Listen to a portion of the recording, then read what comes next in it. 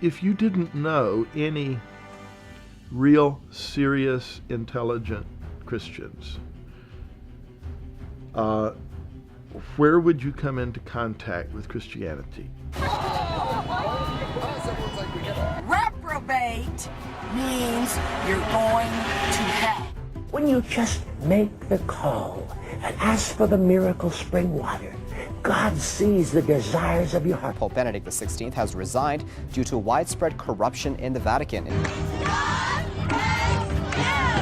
I believe in the truth of the book of Genesis, Exodus, Leviticus, Numbers, Deuteronomy, Joshua, Judges, Ruth, 1 Samuel, 2 Samuel.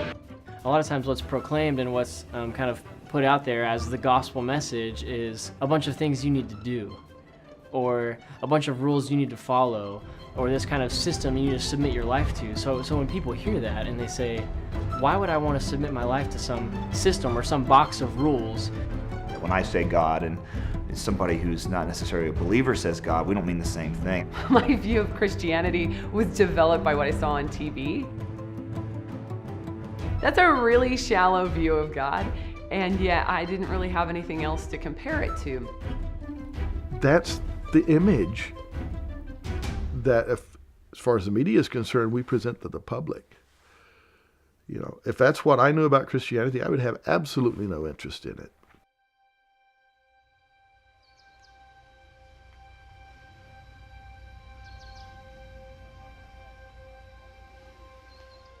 I think the biggest issue with Christianity as it's perceived in the West is that people think they've already tried it, that they've already seen it, that it was just one of many other views and it's been tried and found wanting. You know, sometimes we use the same vocabulary but not the same dictionary, and I think that's really obvious when you start talking about things like morality and God and Christianity. The world's view of Christ, Christianity, and Christians has all come from people that aren't saved. Most people don't have a clue, including people that consider themselves Christians. They don't have a clue who Christ is.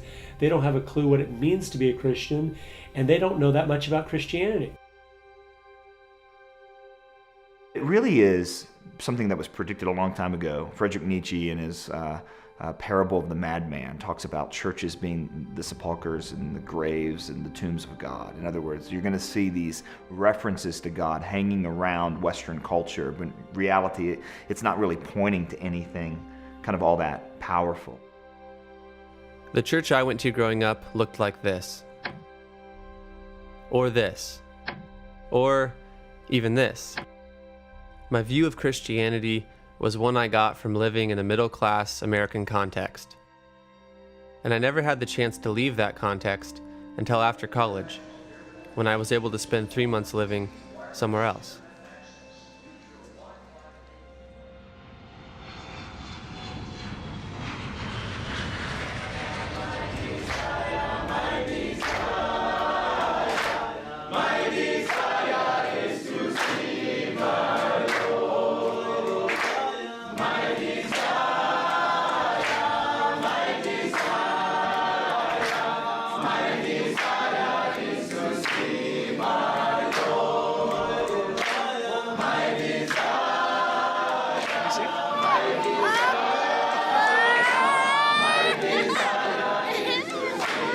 I expected there to be a lot of differences between America and Africa, but what I didn't expect was how radically different Christianity would look in Africa.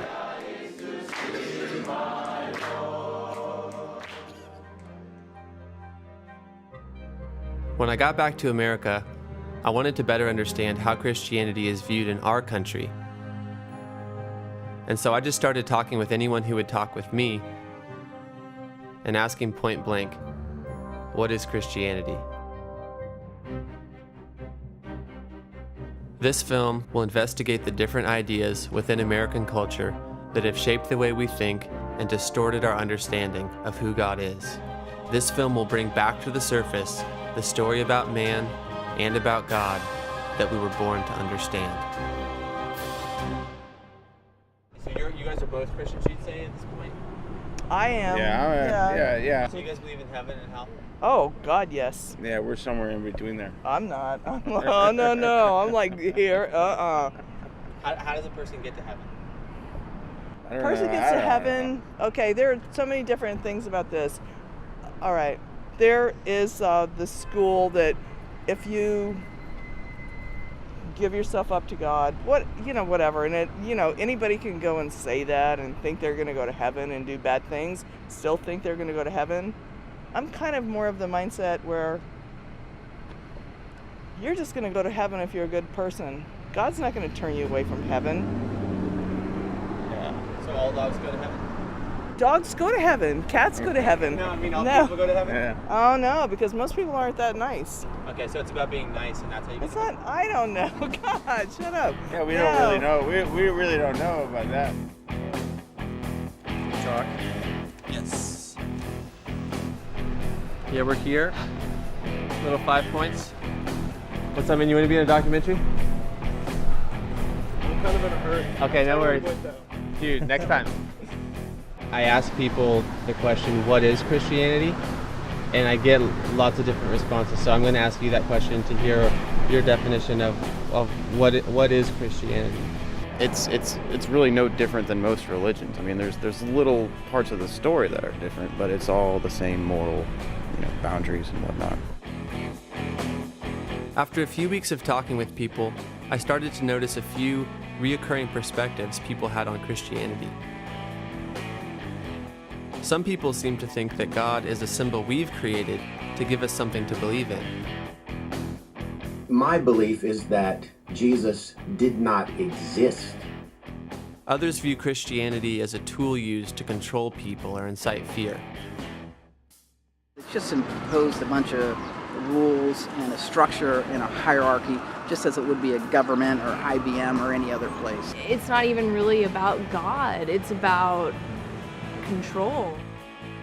Others still would say that all religions are the same, that we should just pick one that works for us. I don't necessarily think that Christianity is the only way to access God or spirituality. Whether you're believing in yourself or you're believing in God or you're believing in another person, belief and faith is really what every single religion teaches you.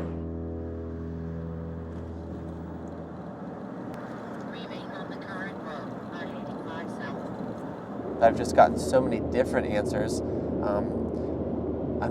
Very, very different answers from people that it's helped me to see this is an area of confusion. This is an area that we just aren't really agreeing on. There's so many different thoughts about it that I think it's worth addressing in a serious way and taking a really deep look into in order to define the terms and in order to sort of evaluate what Christianity really is.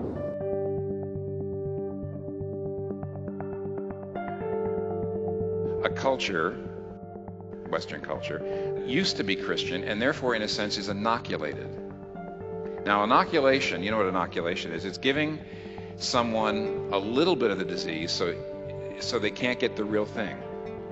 And the inoculation of Western culture is our memory, and it's a distorted memory, but it's a memory of Christianity. Yes, we remember when Christianity was in charge, and we've been there, we've done that, old hat.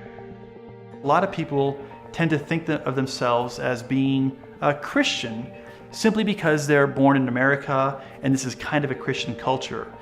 Interestingly, my family, who's from Baghdad, Iraq, before they came to the United States also thought the same thing. They thought the United States is a Christian nation and that everybody there are Christians, and soldiers that come from America are Christian soldiers.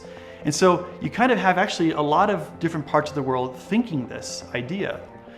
Now, what's interesting is that oftentimes when you talk to people in the United States who might identify as Christians, it turns out that oftentimes they're nominal Christians or they're cultural Christians. In other words, they've bought into sort of the cultural trappings of Christianity, but when you press them upon morality and how they should live, or about maybe the nature of theology, about the Trinity or the death and resurrection of Jesus Christ, they tend to not know how to answer those questions because it turns out they're actually not that church. They don't attend services regularly. They don't know much about Christianity.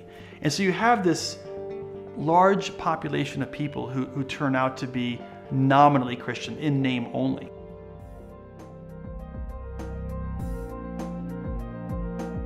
I realized quickly that in order to better understand how Christianity is currently viewed in America, I would need to look at what other ideas have been accepted by our culture.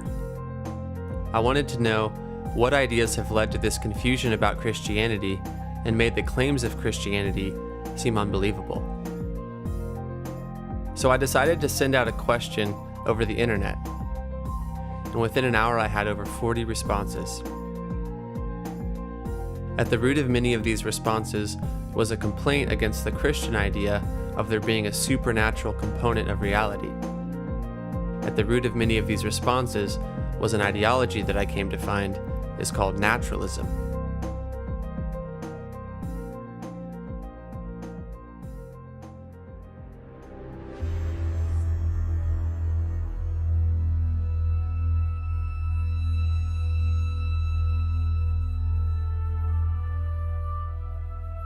It seems to me that among the principal ideas competing with Christian theism today would be naturalism, the view that only the natural world exists, that there are no supernatural entities, and that knowledge and truth is to be found exclusively through science alone. I think naturalism deeply permeates Western culture and modernist mentality. Tell me, Joe, how does he explain away God? I imagine he can handle anything just about anybody can throw at him. Well, hey, whose side you on? The side of truth. Well, what do you mean by that? It's just that I'm in favor of the scientific approach to everything. The dominant story that explains the world for most modern people in the West now is evolution. We are the product of blind, purposeless forces operating purely by chance. And we're essentially, therefore, no different from the rest of creation. We're no different from the animals, except we have maybe a couple of extra convolutions in our brains and opposable thumbs. What you have then is different explanations of the human condition, right? So you have the atheistic, naturalistic understanding, which basically says we're just the highest life form, we're animals with a conscience. Essentially, we're animals, right? And then you've got the kind of the Eastern religions that will say, no, humans are gods. And you look at the human condition, and neither one of those solutions really explains the human condition. We're not animals and we're not gods. We're made in the image of God and we act like animals. I think one of the biggest questions we have to face today is which one of those stories about who man is really explains the world, really explains us, and explains who we are. Is man as a creation of God, in the image of God, qualitatively different from the other animals and the rest of creation, having a unique place in creation, a unique relationship to God, and a unique value because of that relationship and because of his being created in God's image? Is that creature a myth, or is that who we really are?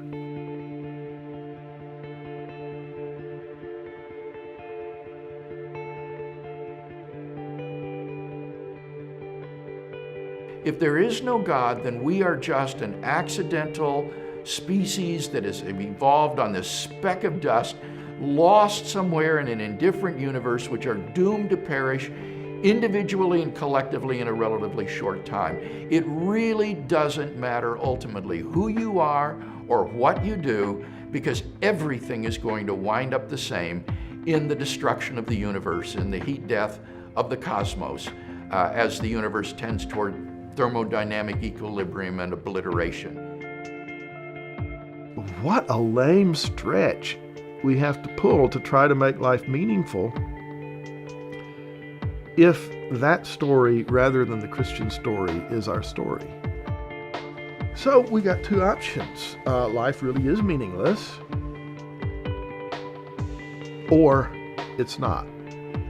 if it's not, the only way I've ever seen to say it's not that has real credibility is the biblical story.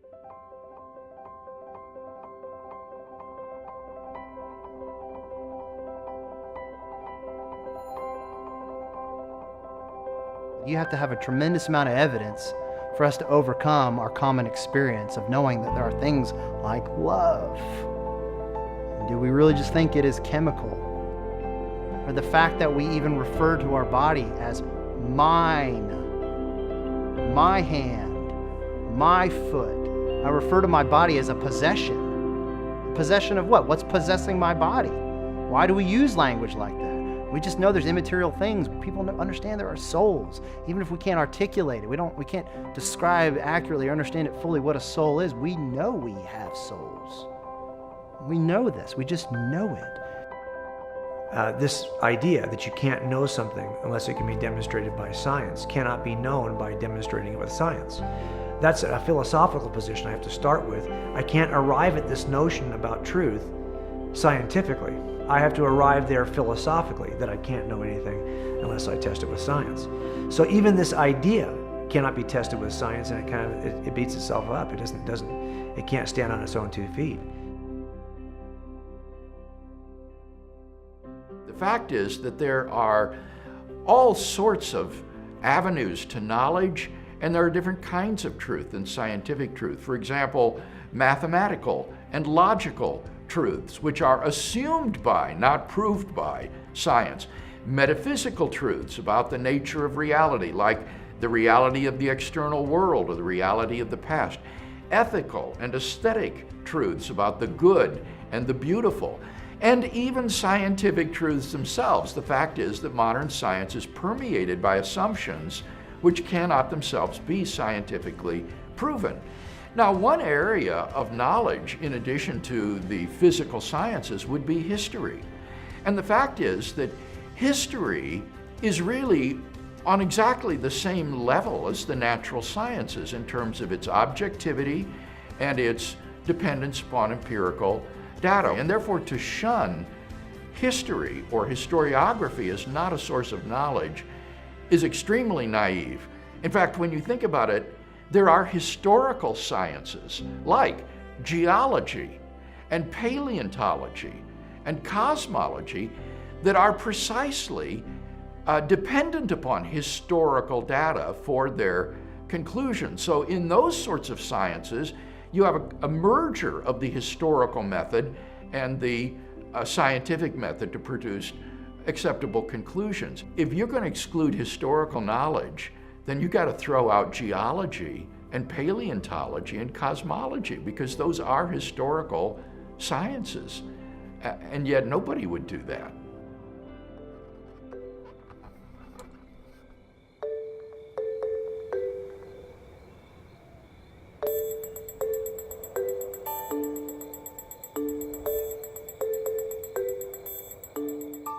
Does God exist? Or is the material universe all that is, or ever was, or ever will be? One approach to answering this question is the cosmological argument. It goes like this: whatever begins to exist has a cause. The universe began to exist, therefore, the universe has a cause. Is the first premise true? Let's consider. Believing that something can pop into existence without a cause is more of a stretch than believing in magic. At least with magic, you've got a hat and a magician. And if something can come into being from nothing, then why don't we see this happening all the time? No, everyday experience and scientific evidence confirm our first premise. If something begins to exist, it must have a cause. But what about our second premise? Did the universe begin? Or has it always existed? Atheists have typically said that the universe has been here forever. The universe is just there, and that's all. First, let's consider the second law of thermodynamics. It tells us the universe is slowly running out of usable energy, and that's the point. If the universe had been here forever, it would have run out of usable energy by now. The second law points us to a universe that has a definite beginning. This is further confirmed by a series of remarkable scientific discoveries. In 1915, Albert Einstein presented his general theory of relativity. This allowed us, for the first time, to talk meaningfully about the past history of the universe. Next, Alexander Friedmann and George Lemaitre, each working with Einstein's equations, predicted that the universe is expanding. Then in 1929, Edwin Hubble measured the red shift in light from distant galaxies. This empirical evidence confirmed not only that the universe is expanding, but that it sprang into being from a single point in the finite past. It was a monumental discovery, almost beyond comprehension. However, not everyone is fond of a finite universe, so it wasn't long before alternative models popped into existence. But one by one, these models failed to stand the test of time. More recently, 3 leading cosmologists, Arvin Bord, Alan Guth, and Alexander Vilenkin, prove that any universe which has on average been expanding throughout its history cannot be eternal in the past, but must have an absolute beginning. This even applies to the multiverse, if there is such a thing. This means that scientists can no longer hide behind a past eternal universe. There is no escape. They have to face the problem of a cosmic beginning. Any adequate model must have a beginning, just like the standard model. It's quite plausible then that both premises of the argument are true. This means that the conclusion is also true. The universe has a cause. And since the universe can't cause itself, its cause must be beyond the space-time universe. It must be spaceless, timeless, immaterial, uncaused, and unimaginably powerful. What really separates us, I think, is the issue of personhood. Is that uncaused first cause an impersonal force or a vacuum? Or is that first cause a personal force, displaying many of the same attributes of eternality, of power, but possessing the additional attribute of personhood? And I think as you look at the evidence in the universe, there's good reason to think that that first uncaused cause is a person. If you think about it just in terms of strictly cosmology, you might come along and say, why couldn't a quantum environment produce this kind of universe? Okay, but we are also in a universe that seems to display certain design features. Not just design features in the galaxy or in the universe itself, but design features in biology. Whenever we see information, there is always an intelligence behind it. Nature can't produce information. It can produce patterns. So if you're walking down the beach and you see ripples in the wet sand, you would say, okay, the wave action or the tide action caused the ripples to be created, because nature can create patterns. But if you're walking down the beach and you see John loves Mary in the sand and a heart around it and an arrow through it, you would never say, oh, the waves did that. Why? Because it's information. Whenever we see information, whether it's a book, a software code, a painting on a cave wall, wherever we see information, we know there's an intelligence behind it. Well, if that's true, what about the vast storehouse of information inside every one of the cells of your body? I do think the personhood of this first uncaused cause becomes a more reasonable inference. And so I think even if I wasn't a Christian, I couldn't return to my old position of atheism. I'd have to be in some form of deism or theism.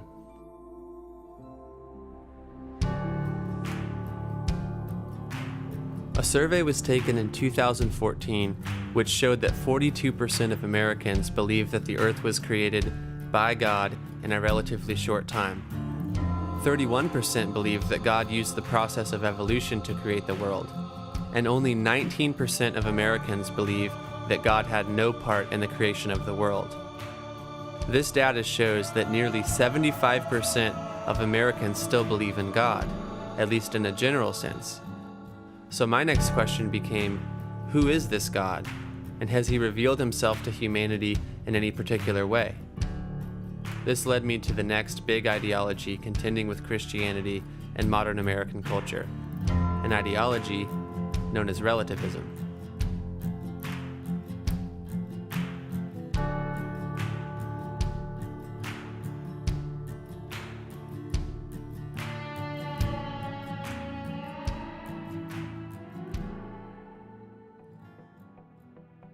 more often than not, people are resistant to the rule of God in their lives. I think that's why relativism is so dominant. When people say that's true for you but not for me, they're not relativists when it comes to what the capital of France is, Paris. They're not relativists when it comes to who won the Super Bowl this past year. They're not relativists when it comes to what the stock numbers are. They're relativists when it comes to God, and they're relativists when it comes to morality. People say, hey, I'm spiritual, I believe in some kind of God, that's good enough, that's fine. When that's kind of meaningless. If you believe in just any God, that means you really believe in nothing. I think the problem is in our culture, for the most part, people have adopted anything close is good enough. That kind of an attitude. You see it on bumper stickers, where you see people are trying can't we all get tolerance, or how people will write the bumper stickers just kind of making the claim that all religions are the same. Can't we just all get along with each other? They all are so close to the same, there's no point in arguing about it. That's kind of the claim of the culture.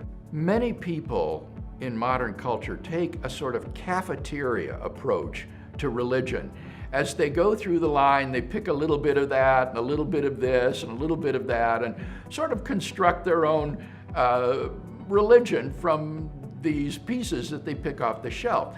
Now, the presupposition of that approach to religious belief is the modernistic mentality that there is no objective truth about these matters, but that rather religion is just a matter of taste.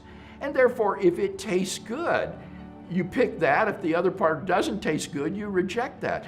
And because people think that religion is a matter of taste or fashion, there's no objective truth here, you're free to just take a sort of cafeteria approach to religious belief.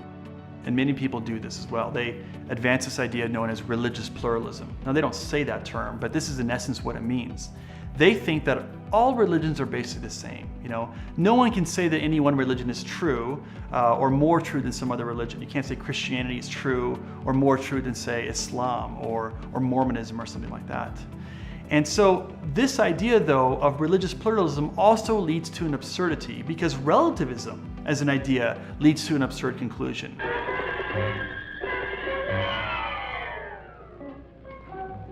What is your name, please? My name is Bobby Morrow. What is your name, please? My name is Bobby Morrow. What is your name, please? My name is Bobby Morrow. Two of these people are imposters. Only one of them is the real Bobby Morrow. We live in a culture in which we don't make distinctions between objective truth claims and subjective truth claims. So I definitely have an opinion about my favorite dessert, and I have an opinion about my favorite movie, but there are some things that really aren't based on my opinion at all. I can't change them. Do I have 5 fingers or do I have 6? My opinion is not going to change that. Either I have the number I can count or I don't. This is an objective truth that's based on this object called my hand, not on my personal opinion about my hand. So I think that that's a situation that we have to distinguish. Well, what are the claims about God really? Are they just really an expression of our subjective opinions, like your favorite cookie or your favorite soda or your favorite movie? Because if that's the case, there's no point in us getting all fussy about making a case for why I think Diet Coke is better than Diet Pepsi. But the issues related to God's existence are different because they aren't subjective claims. Our opinions can't change whether or not God exists. I can be wrong about God's existence, but my opinion can't change it. That's an objective claim about reality. And my subjective opinion has no... Now, then we have to ask the question, well, is Jesus this God? Do we think that Christianity is the true description of the God of the universe?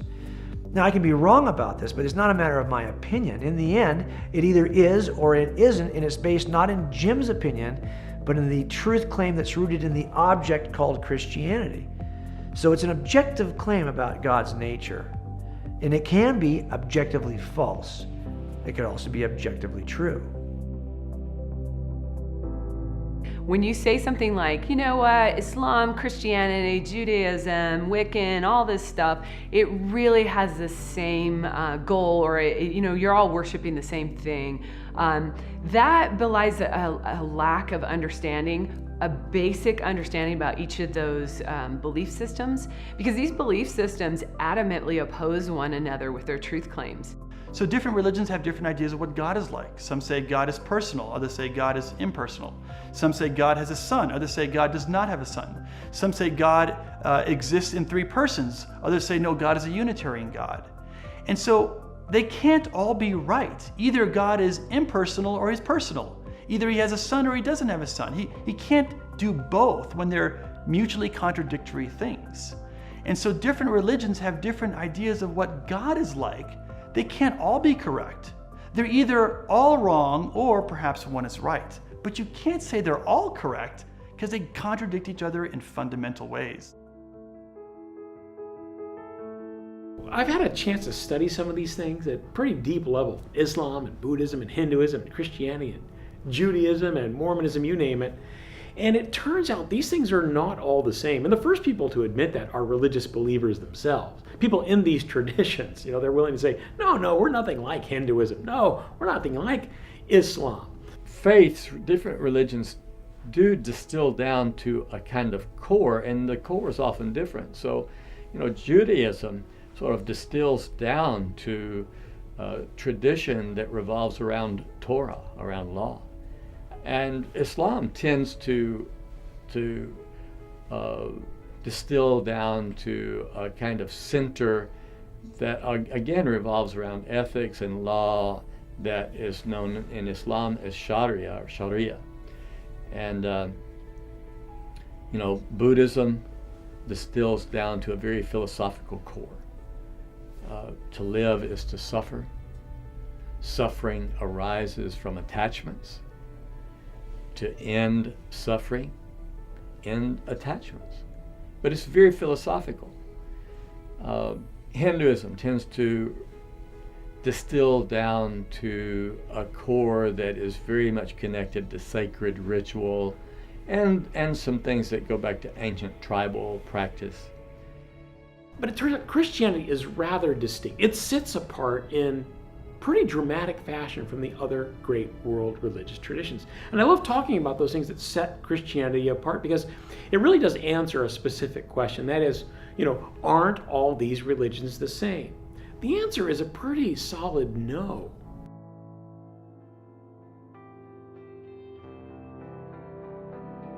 Although the world religions do disagree in major ways, I did find one area that we can basically all agree on. This world is not a perfect place. There's some fundamental problem that permeates deep into the human experience. We see sickness, sadness, pain, death, war, violence, disease, suffering. And most religions also agree that this problem isn't just around us, but it's also within us. We ourselves are suffering from this problem. So how do the different religions handle this problem? What solutions are available to us? Growing up Muslim, I believed, as a lot of people believe, that generally speaking, as long as I'm a better person than I am a bad person, then I'll be okay.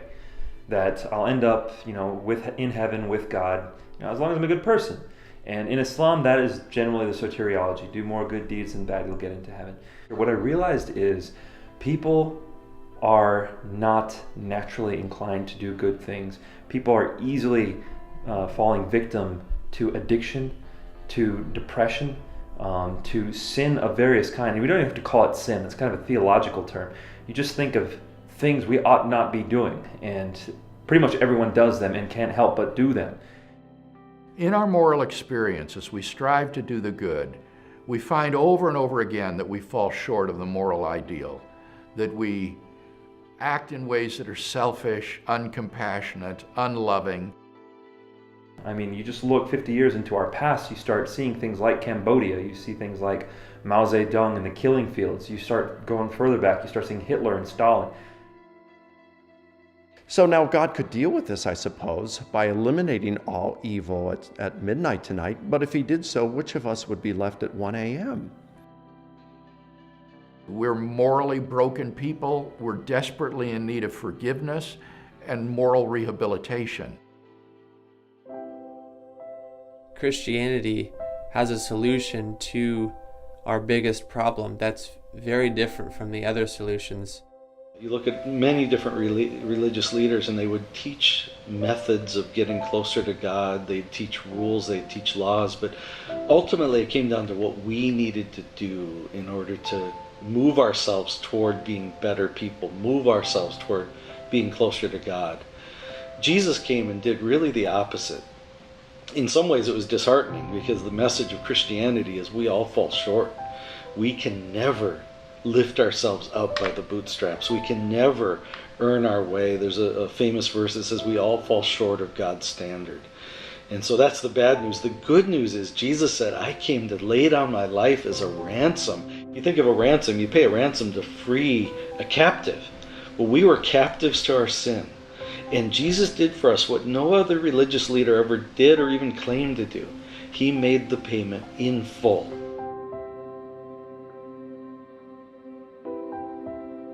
Apart from Christ and his sacrificial death on our behalf, there just isn't anybody else who has paid the penalty for our wrongdoing. There are only two persons who can pay the moral penalty for your wrongs, either you or Jesus. And so if you reject Jesus and his payment, then there is no one left to pay the penalty but yourself. Part of the challenge in our culture with the gospel is, even if someone says, yeah, he died on the cross for my sins, we live again in a pluralistic, relativistic culture where a lot of people don't really have a great understanding of what sin is anymore. They don't really think they're bad. They don't think they've done anything wrong. And so this idea of Jesus dying on the cross, it's just this thought, this idea. It's not an actual fulfillment of a desire. In order to accept the good news, you first have to accept the bad news, that we're broken and we can't fix ourselves.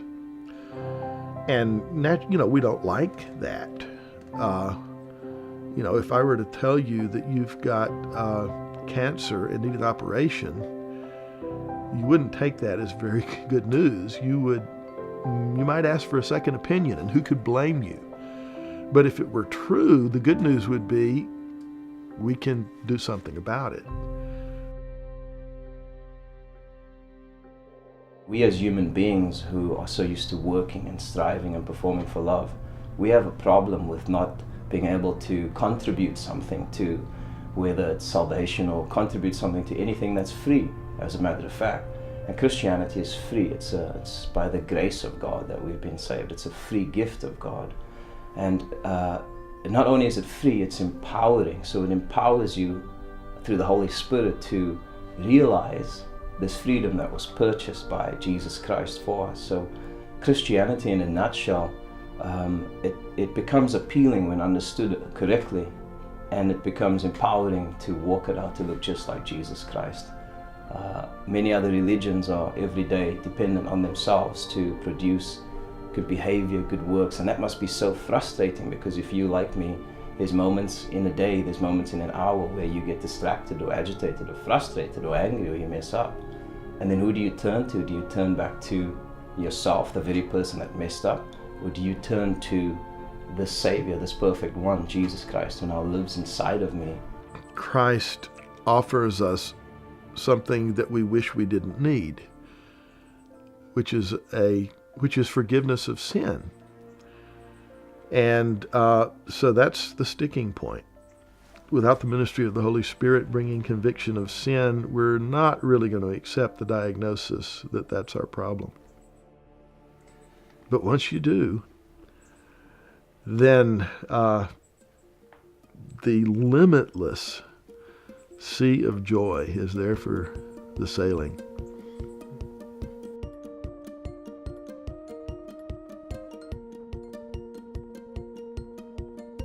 It's a relational reality, that's the part that's been missing, in my opinion, from the community of believers who represent God in so many ways. We've left out the relational aspect, which I think is what every human heart is craving for, to have a place in their hearts where they can love themselves, they can love one another, and they can ultimately connect to this one who loves them and is pursuing them, with his full heart.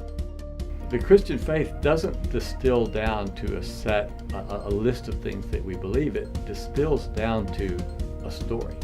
If you think about the Bible, and if you're trying to explain to a person who's never read it in one word what kind of a book it is, what word would you use? It's the story of creation, fall, redemption, restoration. You know, it has history, it has poetry, it has theology, it has pop philosophy, but it's all strung on the skeleton of a story. This idea that God hasn't done enough to communicate and to reveal himself, and so therefore we are justified into kind of making things up about him, I mean, that just doesn't hold water when you look at, for example, the way he has revealed himself to us. So what we see in the biblical story is that there is a God who creates, who makes human beings for relationship with himself. But human beings turn away from this God. But God is not done. Even though there is human rebellion and resistance to him, God is one who is willing to get his hands dirty and to get involved in human affairs. And he is one who is engaging with human beings all along the way. God is saying, I am moving toward the fulfillment of what I desire for you. That is for God and human beings to dwell in right relationship with each other. And as Tolkien says, it's the best fairy story ever written, only it actually happened, you know. But think about it. You've got your basic damsel in distress, the human race. Got your basic villain, Satan. Got your basic epic hero, Jesus. Hero goes on epic quest. At great personal sacrifice, rescues damsel in distress from villain. They ride off into the sunset and live happily ever after. Have you ever heard a better summary of Scripture? If you ever do, I'd like to hear it. All right, that's the story. Oh my goodness, that is the story. We keep telling that story over and over and over again, you know, with different plot twists and things. But that's the story we respond to. Well, why? It might just be that we respond to that story even in debased forms because that is our story. How we understand who we are is finding our place in the story. We're the damsel in distress who relates to Christ as our knight in shining armor and our King.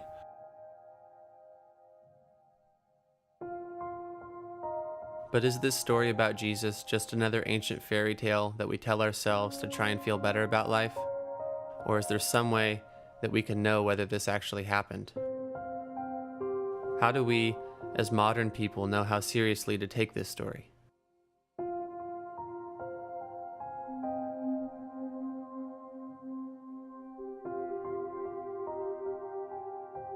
It's been rightly said that the scandal and the greatness of the Christian religion is that it claims that God has revealed himself through the medium of historical facts.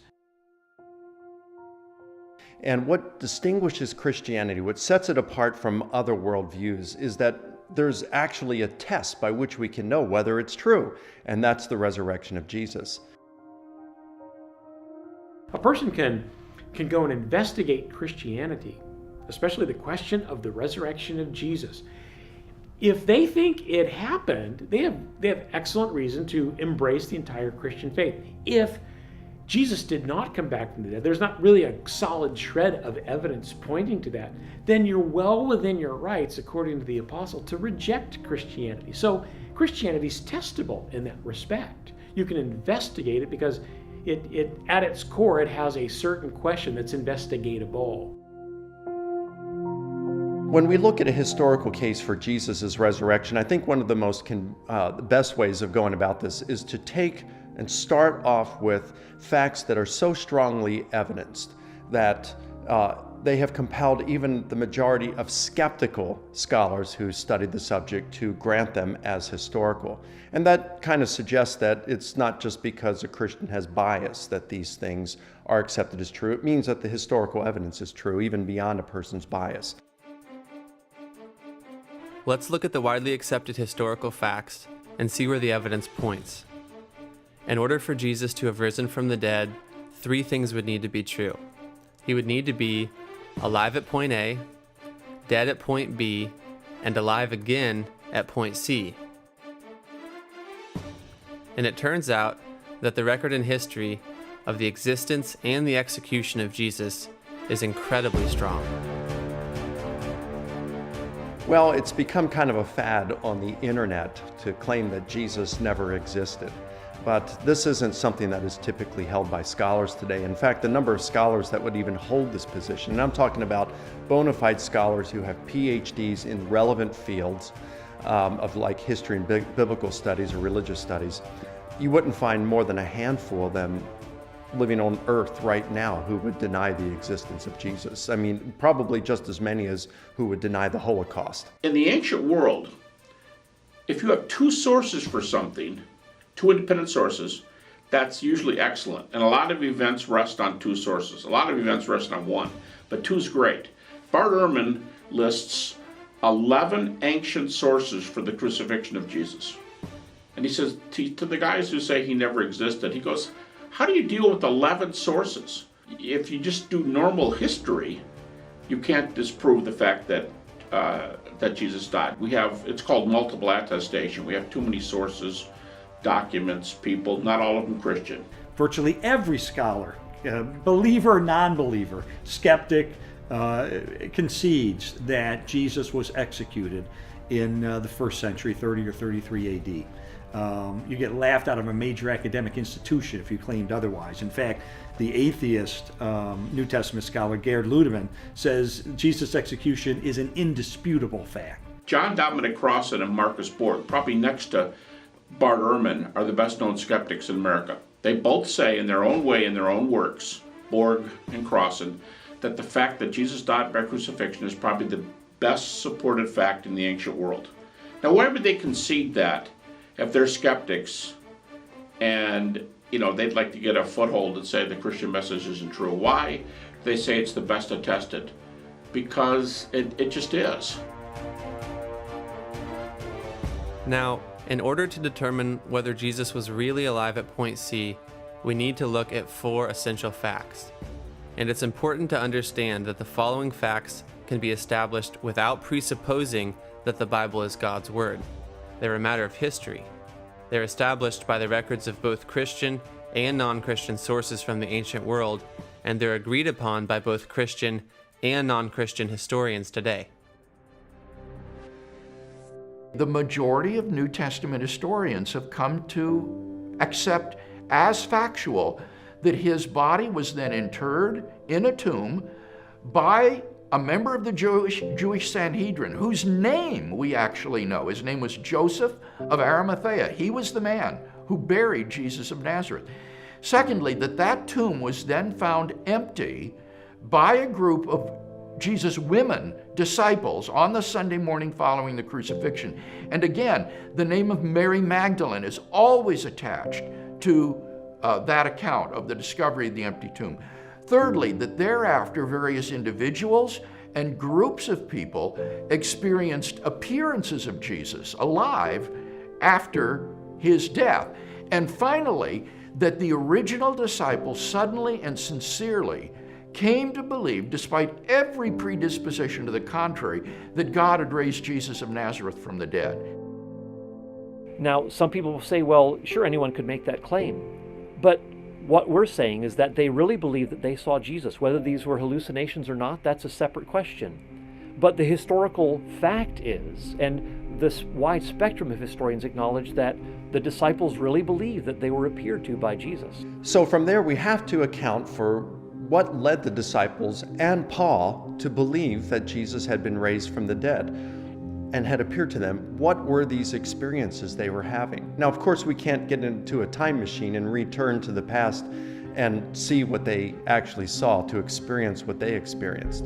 But we can look at various options. Some will argue that Jesus' body was stolen. Okay, if Jesus' body was stolen, why would the disciples have genuinely believed he appeared to them if they stole the body?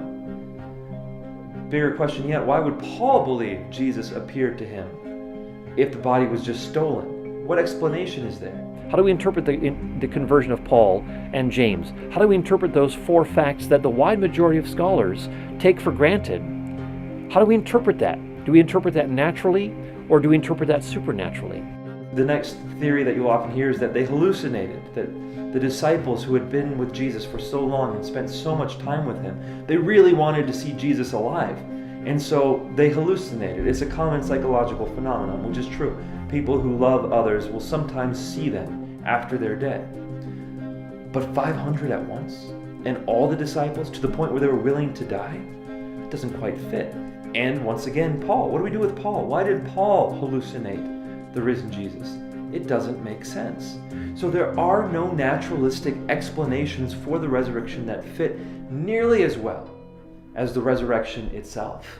There's a lot of problems with hallucinations. Probably no theory has more refutations than hallucinations. For example, the majority of scholars today believe the tomb is empty. But hallucination is a full tomb theory, not an empty tomb theory. If the disciples saw hallucinations, there should have been somebody inside the tomb. Now the problem is, you've got to argue for two theories. And the more theories you have to string together to explain these facts, the less plausible it is, the less weight it should carry in causing you to believe one way or the other. Why do many scholars today not conclude in the resurrection is because they unfortunately preclude supernaturalism before they even look at the evidence. Now, if you look at the evidence without precluding supernaturalism, then the best explanation for the events is the resurrection. You know, all the theories about what happened to the body but one have fatal problems.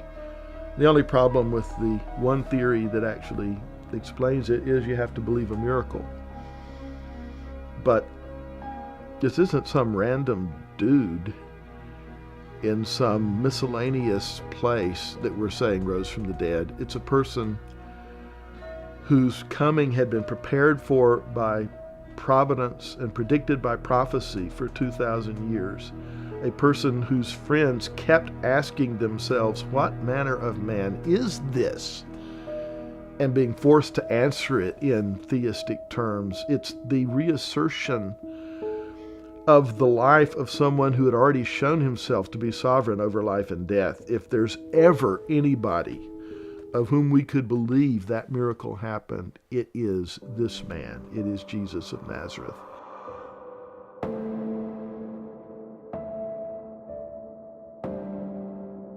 If Jesus really did rise from the dead, that changes everything. Having gone through a secular school, having gone through schooling from various different perspectives, I've seen what happens to people when they don't believe in the supernatural, when they don't believe that there's more to this life. What I was taught going into medical school is that we have just evolved out of a cosmic accident. There was a big bang, and that the world was one of many planets and galaxies that just happened to form the way it did because of natural principles. And once life was created, it evolved from one form of life. All of everything we see on this earth has evolved.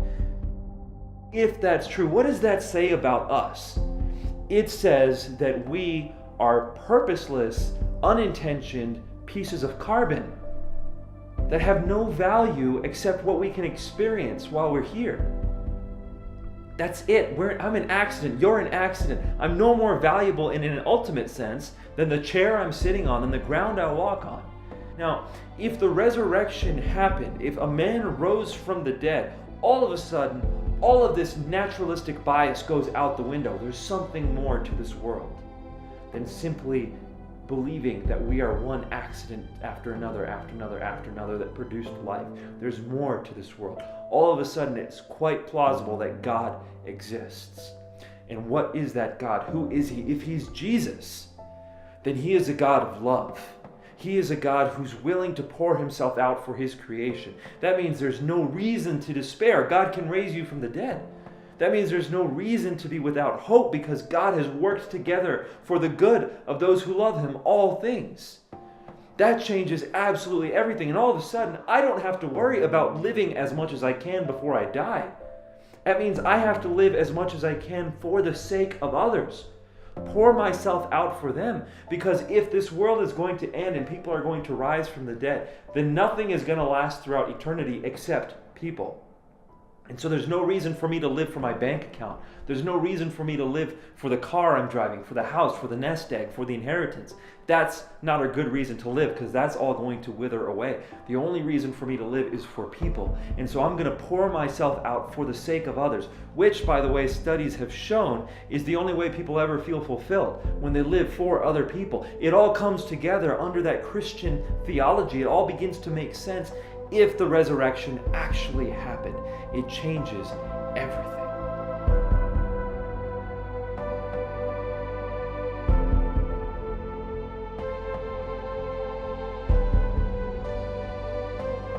Emptiness doesn't come from being weary of pain. Emptiness comes from being weary of pleasure. I don't think there's any statement that describes America today better than that. We're driven people, man. We're going 100 miles an hour. We've got, all the cars, the homes, the jobs, the careers, the success, the fame. And so most people never take or don't even have the opportunity to pause for just a minute and go, wow, okay, take a breath and even just think about the reality of life, or what am I doing with myself? And I think this is a strategy in our nation. I would say that it's part of the spiritual battle that's over our nation. We're the land of the American dream, and I'm finding guys that are in their 50s and 60s that have chased that, and they're coming to me and they're saying, Darren, I've went after everything that my heart desired. The second home, or the boat, or the vacation paradise that we, our family longed for. And at the same time, I'm empty, and I'm finding myself longing. And it's unfortunate that it takes someone, that long to take inventory of their own heart and realize, wow, this isn't what life is all about. That's what we do as humans. We chase desires until we fill them. But the fact that that pursuit never ends says something. It says something about the temporal fulfillment of the desires that we have. It just says something. What does that say? What does it say about mankind that we are never fully satisfied? Could it be that there is one great desire that almost encompasses all other desires? Perhaps all other desires were to lead us to the ultimate fulfillment, period.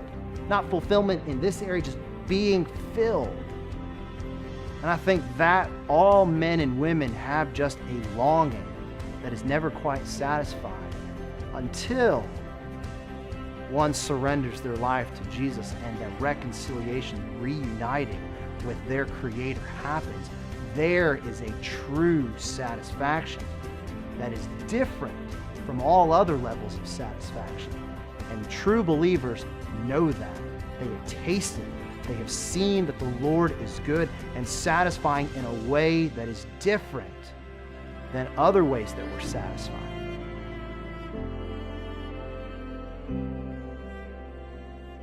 We need to stop viewing God based on what people do and start viewing God based on what Christ did. We need to stop viewing ourselves based on what we've done, whether good or bad, and start viewing ourselves in light of what Christ has done for us. This is what the African church understood, and this is what Christianity is really all about.